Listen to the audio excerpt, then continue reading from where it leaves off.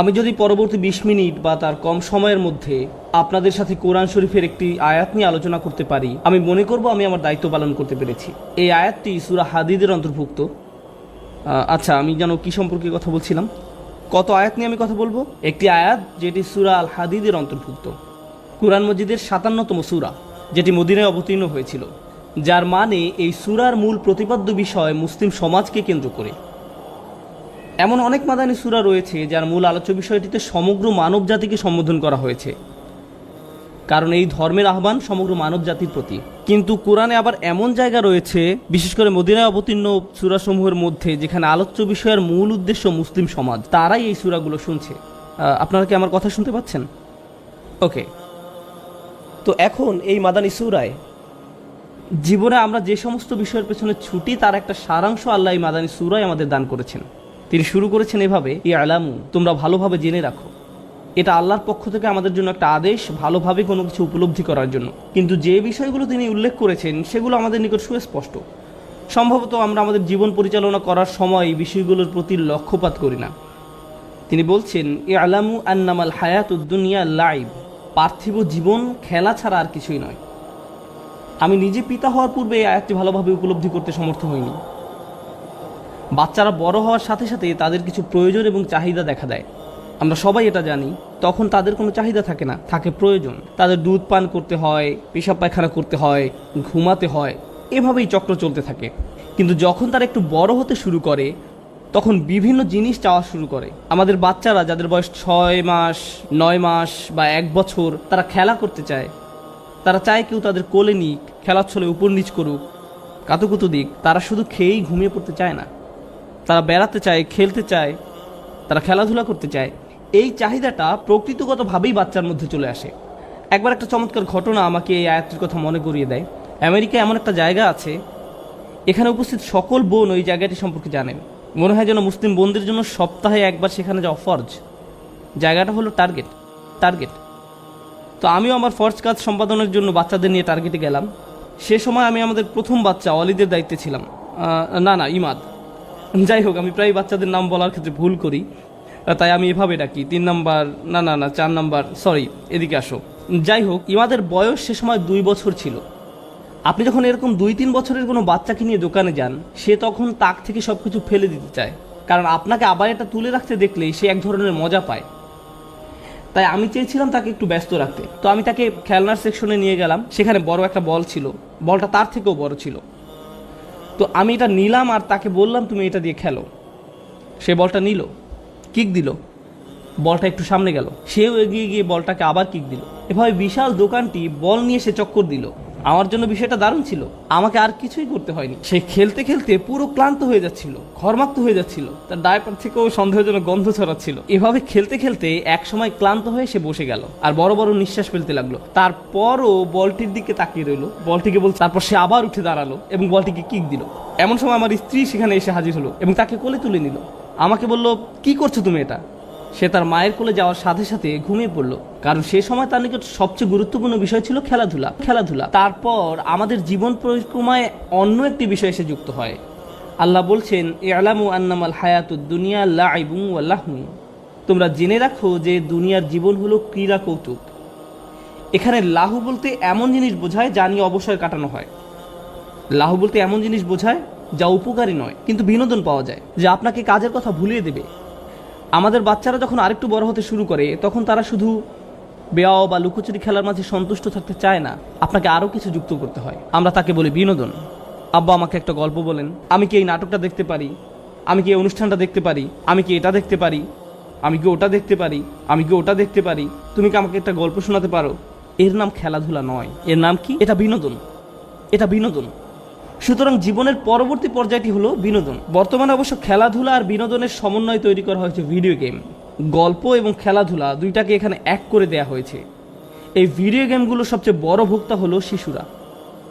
আমাদের মুসলিম শিশুদের বড় একটা অংশ এগুলো ব্যবহারকারী, আর এই গেমগুলো তাদের বয়স সীমার অনেক বাইরে।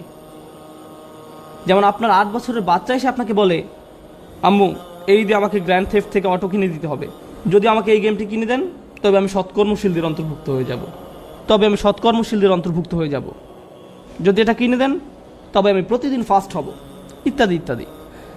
তাহলে প্রথমে ছিল খেলা, দ্বিতীয়ত ছিল বিনোদন, তারপর আল্লাহ তৃতীয় পর্যায়ের কথা উল্লেখ করেন ওয়াজিনাতুন, সৌন্দর্য। সৌন্দর্য নিজেই চরম আকাঙ্ক্ষার বস্তু হয়ে দাঁড়ায়। এর মানে কি জানেন? এর মানে হলো আপনি সাবালক হয়েছেন, এর মানে হলো আপনি টিনেজার হয়ে গেছেন, আপনি এখন সম্পূর্ণ আচ্ছন্ন হয়ে পড়েছেন নিজের সৌন্দর্য নিয়ে। আপনার বয়স যখন 9 বা 10 বছর ছিল, আপনার জুতা ম্যাচিং করেছে কিনা, আপনার পোশাক কেমন ছিল সেটা নিয়েও কোনো মাথা ব্যথা ছিল না, বা অন্য কারো পোশাকের দিকেও আপনি ভ্রুক্ষেপ করতেন না। এখন আপনি যদি 13 বছর বয়সের কোনো বোন হয়ে থাকেন, আপনি হয়তো 30 মিনিট ধরে আয়নার সামনে দাঁড়িয়ে নিজের হিজাব ঠিক করেন, কিন্তু যদি এক পাশ অন্য পাশ থেকে কিছুটা উঁচু হয়, জোরে জোরে মাথায় থাপ্পড় দিতে থাকেন এটাকে নিচে নামানোর জন্য, কিন্তু এটা নিচে নামছে না। এমন সময় আপনার আম্মু দরজায় নক করে জিজ্ঞেস করেন, সবকিছু ঠিক আছে তো? হ্যাঁ, সবকিছু ঠিক আছে। অন্যদিকে ছেলেদের ক্ষেত্রে এখনো তাদের কোনো দাড়ি গজায়নি, কিন্তু তারা মনে করে যে এই একটা দুইটা গজিয়েছে, আয়নার সামনে দাঁড়িয়ে বারবার দেখতে থাকে, হ্যাঁ হ্যাঁ আমার দাড়ি গজাচ্ছে, ও আমি এটা দেখতে পাচ্ছি। আবার যাদের মুখ ভর্তি দাড়ি উঠেছে, তারা পেন্সিলের মতো করে এটাকে সাজিয়ে রাখে, মনে হয় যেন একটা শৈল্পিক রূপ দিয়ে এটাকে ছাটা হয়েছে, কোনো এক ইঞ্জিনিয়ারের মহৎ কর্ম। আপনারা খেয়াল করেছেন? এমনকি টাক মাথার ছেলেটাও দেখা যায় আয়নায় দাঁড়িয়ে এমন করছে। আমি দেখেছি যখন তরুণ ছেলেরা জুমার নামাজে মসজিদে আসে, তারা রাস্তার পাশে দাঁড়িয়ে থাকা প্রত্যেকটি গাড়ির আয়নায় নিজের চেহারা দেখে, চুল ঠিক করে। দৃশ্যটা বেশ মজার, বিশেষ করে যদি আপনি গাড়ির ভেতরে থাকেন আর তারা তা জানেন, সত্যি বেশ মজার। যাই হোক, সৌন্দর্য একটি চরম আকাঙ্ক্ষার বিষয় হয়ে দাঁড়ায়। আপনি চান আপনাকে যেন সুন্দর দেখায়, আবার আপনি সুন্দর কারো প্রতি আকৃষ্ট হয়ে পড়েন। আপনি সুন্দর গাড়িতে চড়তে ভালোবাসেন, যদি আপনার বাসা সুন্দর না হয় আপনি মানুষকে দাওয়াত করতে চান না। আপনার বাবা যদি বেশ পুরাতন মডেলের কোনো গাড়ি চালায়, আপনি তাকে স্কুল থেকে বেশ দূরে কোথাও নামিয়ে দিতে বলেন। আপনার বন্ধুদের এমন গাড়ি দেখানোর চেয়ে আপনি হেঁটে স্কুলে যাওয়াকে অধিক পছন্দ করেন, কারণ এ বয়সে সৌন্দর্য আপনার মনকে সম্পূর্ণরূপে আচ্ছন্ন করে রাখে। ফ্যাশন, সুন্দর পোশাক, বাসার ভিতরের ডিজাইন, এ বয়সে আপনার রুমকে আপনি সাজিয়ে রাখতে পছন্দ করেন। আপনি গাড়ি চান, দেখতে সুন্দর এমন একটা ফোন চান, ভালোভাবে কাজ করুক বা না করুক সেটা কোনো ব্যাপার না, আবার এটার জন্য সুন্দর একটা কভারও কিনে আনেন। এটাকেই বলা হয় জিনা। এমন একটি বয়স আপনি অতিক্রম করেন। সৌন্দর্যের প্রতি এই চরম আকাঙ্ক্ষাও একসময় হ্রাস পেতে শুরু করে। একসময় আপনি কলেজে ভর্তি হন, হাই স্কুল জীবন শেষ, এখন আপনি কলেজে বা ভার্সিটিতে। কলেজ ভার্সিটির ছাত্রদের দিকে তাকালে অনেক সময় বাস্তুহারা মানুষের মতো লাগে। চুলগুলো এলোমেলো, ঠিকমতো দাঁত ব্রাশ করে না, কোনো রকম একটা গেঞ্জি আর প্যান্ট পরে ক্লাসে হাজির হয়ে যায়, বিছানা থেকে উঠেই ক্লাসে হাজির হয়। এসব নিয়ে তাদের আসলে কোনো মাথা ব্যথা নেই। তাদের মাথায় সবসময় একটা চিন্তা কাজ করে, কখন পাস করব। তাদের এখন সবচেয়ে বড় মাথা ব্যথার বিষয় হলো জিপিএ, ইন্টার্নশিপ ইত্যাদি। কেন তারা এভাবে চিন্তা করে? কারণ নতুন একটা আকাঙ্ক্ষার আবির্ভাব ঘটেছে।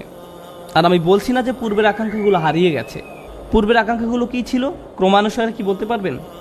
1 নম্বর খেলা করা, 2 নম্বরটা কী ছিল? বিনোদন, 3 নম্বরটা কী ছিল? সৌন্দর্য। এখন শুনুন 4 নম্বরটা, ভাব দেখানো। অতাফাখুরুম বাইনাকুম, পারস্পরিক অহমিকা। আপনার মূল্য অন্যের কাছে উপস্থাপন করতে চান। কেউ হয়তো এসে আপনাকে জিজ্ঞেস করছে যে সমাবেশের জায়গাটা কোন দিকে, আপনি তখন এভাবে বলেন, হ্যাঁ আমি NYU-তে পড়ি, আমি শুধু ডিরেকশনটি জানতে চাচ্ছি, আমি আসলে মেডিকেল কলেজে পড়ি। আপনার মেডিকেল কলেজে পড়া নিয়ে কেউ কেয়ার করে না। আপনি হয়তো ওলমার্ট বা কোনো নামকরা প্রতিষ্ঠানে চাকরি পেয়েছেন, আর তারা আপনাকে একটি ব্যাজ দিয়েছে, আপনি এটা জামার উপরে সবসময় ঝুলিয়ে রাখেন। আপনি এমনভাবে রাখেন যেন মানুষ দেখতে পায়, ও তুমি ওখানে চাকরি পেয়েছো? হ্যাঁ, তারা আমাকে পার্কিং লটেও জায়গা দিয়েছে, এই যে আমি ছবি তুলে রেখেছি, দেখুন। আপনি মানুষকে দেখাতে চান যে আপনি কি অর্জন করেছেন। যখন লোকজন ভার্সিটি থেকে পাশ করে বের হয়, তখন তারা কি পায়? সার্টিফিকেট। এই সার্টিফিকেট তারা ড্রয়ারে রেখে দেয় নাকি ওয়ালে ঝুলিয়ে রাখে? একটা ফ্রেমে আটকিয়ে ওয়ালে ঝুলিয়ে রাখে। এটা আপনার গর্ব। আপনি মানুষকে দেখাতে চান জীবনে কি অর্জন করেছেন। মানুষ বিখ্যাত কারোর সাথে ছবি তুললে অন্যদের সেটা দেখাতে চায়, এই দেখো আমি কার সাথে। সত্যি বলতে এই কনভেনশনে মাঝে মাঝে আমার নিজেকে স্ট্যাচুর মতো মনে হয়। মানুষ এসে এভাবে বলে, ভাই এদিকে আসেন তো, আপনার সাথে একটা ছবি তুলতে হবে। লোকটা এমনকি সালামও দেয় না, রাগত স্বরে বলে, আমার একটা ছবি তুলতে হবে। আমি ভয় পেয়ে যাই আর বলি, ঠিক আছে ঠিক আছে, ছবি তুলুন, আমাকে আবার মারতে যাবেন না। যাই হোক, জীবনের এই পর্যায়ে এসে আপনি মানুষকে দেখাতে চান আপনি কোন নামকরা ভার্সিটিতে পড়েন, কোন জায়গা থেকে গ্রাজুয়েট হয়েছেন, কি চাকরি করছেন, আপনার প্রথম অ্যাপার্টমেন্ট, প্রথম গাড়ি। অনেকে গাড়ি কিনে মানুষকে দেখানোর জন্য। আপনার ভেতরে একটা অদম্য ইচ্ছা কাজ করে, আল্লাহ আমাদের ভিতরে এটা দিয়েছেন। বিশেষ করে তরুণরা, তারা যখন পরিবারের ক্ষুদ্র পরিসর থেকে বের হয়ে পৃথিবীতে বিচরণ করতে শুরু করে, তারা সবাইকে দেখাতে চায় যে তারা এখন বড় হয়ে গেছে এবং নিজের মতো করে জীবনযাপন করছে। তাদের আলোচনা অ্যাপার্টমেন্টের ব্যাপারটা চলে আসে। কেউ যদি জিজ্ঞেস নাও করে তবুও, কারণ তারা আসলে গর্বিত যে এখন তারা নিজেদের মতো করে বসবাস করে, অথবা তারা খুবই গর্বিত যে তারা জীবনের প্রথম গাড়িটি কিনেছে। তাদের কথাবার্তায় বারবার এই গাড়ির ব্যাপারটি উঠে আসে, যদিও কেউ হয়তো বিষয়টিতে আগ্রহী না। সুতরাং এই তাফাখুরুম বাইনাকুম এখন জীবনের পর্যায়গুলোর মাঝে যুক্ত হয়েছে। আপনি এখনও গেমস পছন্দ করেন, বিনোদন পছন্দ করেন এবং অন্যদের কাছে নিজেকে আকর্ষণীয় করে উপস্থাপন করতে চান, তার উপর এখন আপনি নিজের কৃতিত্ব অন্যের কাছে জাহির করতে চান। এই পর্যায়টিও একসময় গত হয়ে যায়। আপনি বিয়ে করেন, সন্তান-সন্ততি জন্মলাভ করে। এখানে কতজনের বাচ্চা কাচ্চা আছে? তাহলে তো আপনারা জানেন আমি কি নিয়ে কথা বলছি। এখন আপনার সার্বক্ষণিক চিন্তাভাবনা আপনার ছেলে মেয়েদেরকে নিয়ে, সারাক্ষণ এটা নিয়েই চিন্তিত থাকেন। তাদের কি প্রয়োজন, আমাদের আগামীকালের সকালে নাস্তা কেনা হয়েছে কিনা, স্কুলের ইউনিফর্ম কি রেডি আছে, গ্রীষ্মকালীন ছুটি কখন শুরু হবে, এই ছোট অ্যাপার্টমেন্টে আর আমরা থাকতে পারছি না, আমাদের বড় কোনো বাসায় উঠতে হবে, কারণ এতজন ছেলে মেয়ের জন্য এখন আর এখানে জায়গা হচ্ছে না। জামা কাপড় প্রতিনিয়ত, জুতার সাইজ বড় হয়ে যাচ্ছে, বড় বোনের ব্যবহৃত পিঙ্ক কালারের জুতা ছোট বোন আর ব্যবহার করতে চায় না, ইত্যাদি ইত্যাদি। তাই আপনাকে এখন নতুন জুতা কিনতে হবে। ফলে এখন আপনি টাকা উপার্জন নিয়ে খুবই উদ্বিগ্ন থাকেন, আপনার নিজের জন্য এবং ছেলে মেয়েদের ভবিষ্যতের সেভিং নিয়ে আপনি সর্বদা চিন্তামগ্ন থাকেন। আপনার মোবাইলের অ্যাপ থেকে আপনি প্রতিনিয়ত কয়েক ঘন্টা পর পর অ্যাকাউন্ট চেক করতে থাকেন। টাকাগুলো কি এখনো আছে? আবার চেক করে দেখি, আচ্ছা এখনো আছে। হায় হায়, গ্যাস কোম্পানি অটোমেটিকভাবে বিল কেটে নিয়ে গেছে। আর এভাবে যতবার অ্যাকাউন্টে মাইনাস দেখেন ততবার আপনার অন্তর পুড়ে যায়, আপনি বুকে হাত দিয়ে বসে পড়েন। আল্লাহ বলেন ওয়া তাকাসুরুন ফিল আমওয়ালি ওয়াল আওলাদ, ধন সম্পদ ও সন্তান সন্ততিতে আধিক্যের প্রতিযোগিতা মাত্র। প্রসঙ্গত আপনি যখন জীবনের এই পর্যায়ে আসবেন যে সময়ে আপনি টাকা পয়সা উপার্জন, সেভিংস, অবসরের প্ল্যান ইত্যাদি নিয়ে উদ্বিগ্ন থাকেন, অথবা আপনার ছেলে মেয়েদেরকে কলেজের খরচ নিয়ে চিন্তিত থাকেন, তরুণরা যারা এখনো জীবনের প্রাথমিক পর্যায়গুলোতে আছো, আর প্রাথমিক পর্যায়গুলো কি? খেলাধুলা, বিনোদন, তাদেরকে যদি আপনি টাকা জমানো নিয়ে প্রশ্ন করেন, তারা বলে আমি কখনোই আমার বাবা মায়ের মতো হব না, আমি বাসা বাড়ি নিয়ে কেয়ার করি না। ওকে, 20 বছর পর আমার সাথে এই ব্যাপারে আলাপ করবেন, আপনিও সেই একই পথের মধ্য দিয়ে যাবেন। আপনার পূর্বে হাজার হাজার লক্ষ লক্ষ মানুষ একই কালচক্রের মধ্য দিয়ে গত হয়েছেন। আমরা মনে করি যেসব জিনিস আমাদের সুখী করবে তার একটি সারাংশ আল্লাহ এই আয়াতে তুলে ধরেছেন। এই যে এইসবের পেছনে তোমরা ছুটে চলো, একজন শিশু মনে করে সে সুখী হবে যখন সে খেলাধুলা করবে, আর একটু বড় হলে মনে করে বিনোদন পেলে সুখী হবে, আর একটু বড় হলে মনে করে নিজেকে সুন্দর দেখালে অথবা সুন্দর কিছুর পাশে থাকলে সে সুখী হবে, আর একটু বড় হলে মনে করে কিছু একটা করে দেখাতে পারলে নিজেকে সুখী মনে হবে, তারপর আরো বড় হলে মনে করে অনেক টাকা পয়সা উপার্জন করতে পারলে সুখী হবে। সারা দুনিয়ার মানুষ তারা যে ধর্মেরই অনুসারী হোক না কেন, যখন কেউ কোনো বাড়ি ক্রয় করতে পারে তখন মনে করে যে আমি জীবনে কিছু একটা অর্জন করতে পেরেছি। যদি না পারে তখন আপনি যদি জিজ্ঞেস করেন তুমি কি চাও, আমি যদি কোনো সম্পদ অর্জন করতে পারতাম। তারা ভাড়া বাসায় বাস করে, তারপর সুন্দর কোনো বাড়ির সামনে দিয়ে যখন ড্রাইভিং করে যায়, এমনকি এটা যদি ছোট একটা বাড়িও হয়, মনে মনে ভাবে ইস যদি এরকম একটি বাড়ির মালিক হতে পারতাম, ব্যাপারটা খুব সুন্দর হতো। রিয়েল এস্টেট ওয়েবসাইটে গিয়ে বিভিন্ন ধরনের বাড়ির সুন্দর সুন্দর ফটোগুলো দেখতে থাকেন। আপনি হয়তো ভাবছেন 3-4 বছর পর অন্য কোনো শহরে যাবেন, কিন্তু আপনি এখন থেকেই ওই শহরের বিভিন্ন বাড়ির ছবি দেখতে শুরু করেন। বউকে ডেকে বলেন এই দেখো দেখো, এই বাড়ির বেডরুমটা দেখো, এই বাড়ির বাইরের অংশটা দেখো, আর আপনি নিজেকে থামিয়ে রাখতে পারেন না। আল্লাহ আমাদের ভেতরে এটা দিয়েছেন। এটা হলো আয়াতের অর্ধেক। ব্যাপারটা ভালো, কারণ আমিও আমার নির্ধারিত সময়ের অর্ধেক পর্যন্ত এসেছি। এটা হলো আয়াতের অর্ধাংশ। এই দুনিয়ায় আমি আপনি যে সব কিছুর পেছনে ছুটে চলি, এই অর্ধাংশে আল্লাহ তার একটা সারাংশ তুলে ধরেছেন। দ্বিতীয় অংশে আল্লাহ এই বিষয়গুলোকে একটা কিছুর সাথে তুলনা করেছেন। আমি আশা করছি আপনারা গভীর মনোযোগ দিয়ে শুনবেন। আমি আশা করছি আপনারা শেষ অংশটুকু মনোযোগ দিয়ে শুনবেন, কারণ সুখের সন্ধানে ছুটে চলা এই বিষয়গুলোর জন্য এই অংশেই রয়েছে আল্লাহর পক্ষ থেকে হেদায়েত বা পথ নির্দেশনা। আল্লাহ বলছেন কামাসালিল গাইসি আজাবাল কুফারা নাবাতুহু, দুনিয়ার উপমা হলো বৃষ্টির মতো। আরবিতে বৃষ্টির জন্য যে শব্দটি ব্যবহৃত হয় তা হলো মাতার, কিন্তু গাইস শব্দের অর্থ হলো পরিমাণ মতো বৃষ্টি। এত বেশি নয় যার ফলে জমিনে বন্যা সৃষ্টি হয়, আবার এত কমও নয় যার কারণে জমিনে গাছ জন্মাবে না। একেবারে পরিমাণ মতো বৃষ্টি, আর এই ধরনের বৃষ্টিকে বলা হয় গাইস।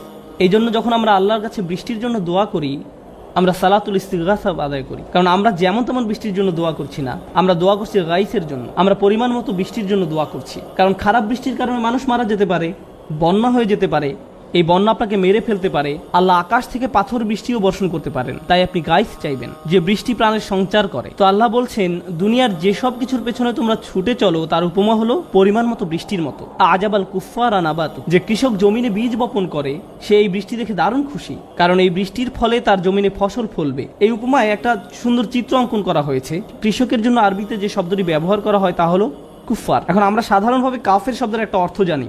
কাফের শব্দের অর্থ কি? অবিশ্বাসী। কিন্তু এই আয়াতে কাফের শব্দের অর্থ এটা নয়। সূরা হাদীদের এই আয়াতে কুফার শব্দের অর্থ হলো যে জমিনে বীজ লুকিয়ে রাখে, এই কুফফার শব্দের শাব্দিক অর্থ একজন অবিশ্বাসীকে এই জন্য কাফের বলা হয় কারণ সে সত্যকে লুকিয়ে রাখে, এই জন্যই তাকে কাফের বলা হয়। যাই হোক, একজন কৃষককে সারা বছর ধরে অনেক পরিশ্রম করতে হয়। সর্বপ্রথম কোন কাজটা তাদেরকে করতে হয়? বীজ বপন করতে হয়, এটাই প্রথম কাজ। তারপর তাদেরকে জমিনের মাটি ঠিক করতে হয়, পানি দিতে হয়, কীটনাশক ব্যবহার করতে হয় এবং নিশ্চিত করতে হয় যেন জমিনে যথেষ্ট সূর্যের আলো পড়ে। এই সব কিছু তাদের করতে হয়, কিন্তু সর্বপ্রথম তাদের যা করতে হয় এবং সবচেয়ে পরিশ্রমের যে কাজটি তাদের করতে হয় তা হলো বীজ বপন করা, যখন তারা কুফফার থাকে। আল্লাহ এই পর্যায়টিকে উল্লেখ করেছেন কারণ এটাই সবচেয়ে পরিশ্রমের কাজ। আর এই সময় কৃষক তার পরিশ্রমের কোনো ফলাফল দেখতে পান না। তিনি জানেন না এই বীজ থেকে আসলে চারা গজাবে কিনা, অথবা পোকামাকড় এই বীজটা খেয়ে ফেলবে কিনা। তিনি জানেন না বৃষ্টি হবে কিনা, তিনি কিছুই পূর্ব থেকে জানেন না। আর বিষয়টা আমাদের মতো নয়। আমি প্রায় এই উদাহরণটা দিয়ে থাকি। আপনি যদি কোনো চাকরি করে থাকেন তাহলে আপনি মাসে একবার বা দুইবার বেতন পেয়ে থাকেন, কেউ কেউ অথবা প্রতি সপ্তাহে বেতন পেয়ে থাকেন। কৃষক কতবার বেতন পায়? বছরে একবার। তাকে সারা বছর পরিশ্রম করতে হয়, তারপর সম্ভবত বছর শেষে তার পরিশ্রমের ফলাফল পাবে। তাকে পরিশ্রম ঠিকই করতে হবে, কিন্তু ফসল পেতেও পারে আবার নাও পেতে পারে। এখন লোকটি সপ্তাহের পর সপ্তাহ জুড়ে পরিশ্রম করে যায়, তারপর একদিন ঘুম থেকে জেগে উঠে দেখে ফসলের জন্য পরিমাণ মতো বৃষ্টি হয়েছে। সে কি তখন খুশি হবে? হ্যাঁ, সে খুশি হবে। এক সময় সে দেখতে পায় বীজ থেকে চারা গাছ গজিয়েছে, গাছগুলো এখনো বড় হয়নি।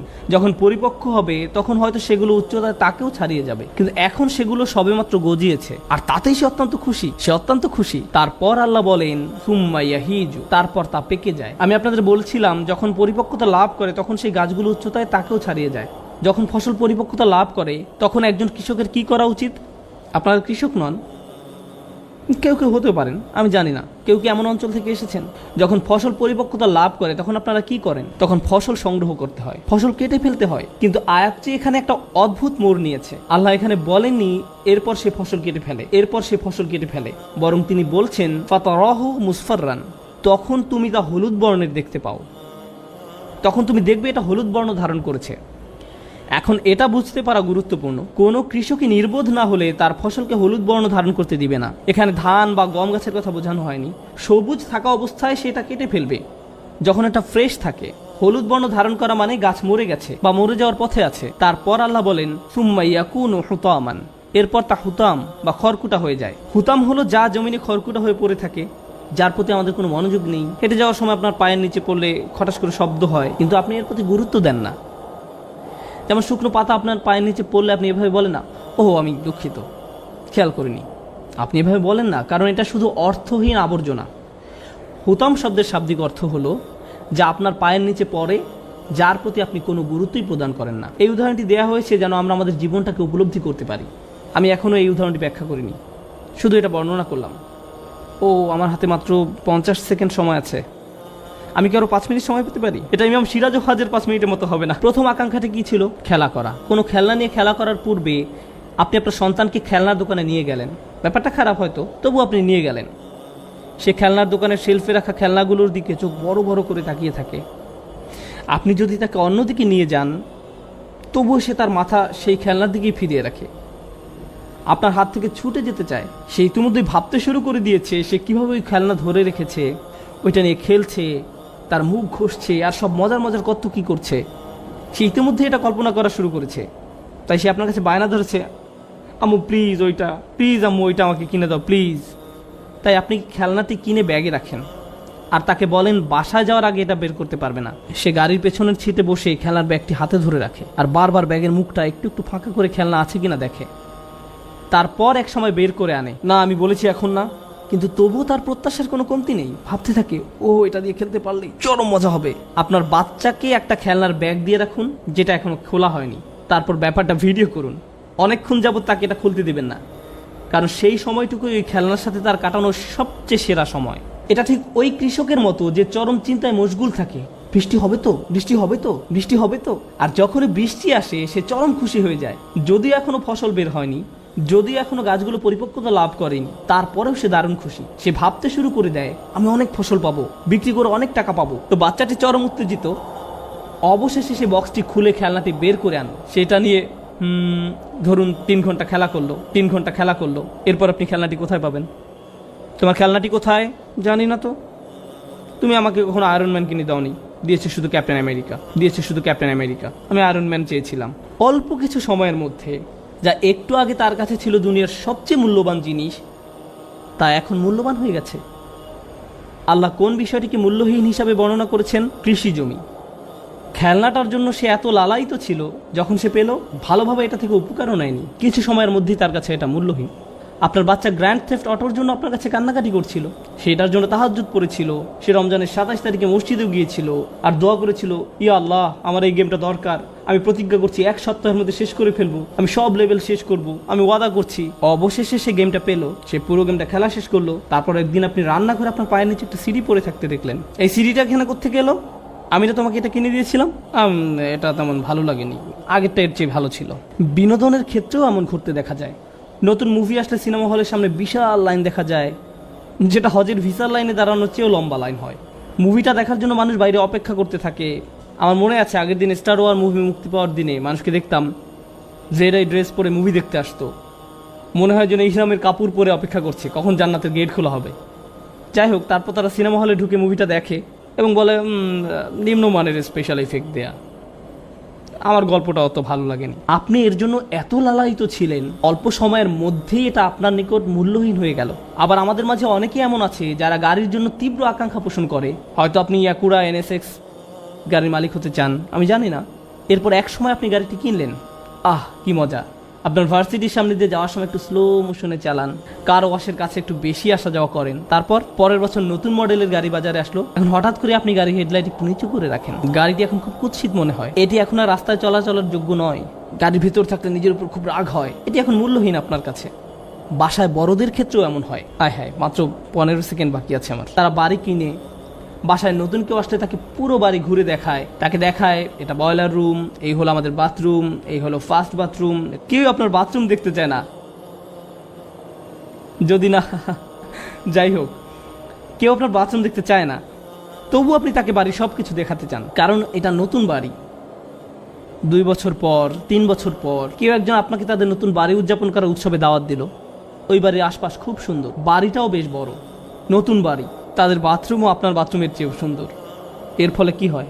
হায় আল্লাহ, আপনার বাড়িটা ঠিক হলুদ বর্ণ ধারণ করেছে। বুঝতে পেরেছেন আমি কি বলতে চাচ্ছি? খেলনা হলুদ বর্ণ ধারণ করে, গাড়ি হলুদ বর্ণ ধারণ করে, আবার কারো কারো বিয়েও হলুদ বর্ণ ধারণ করে।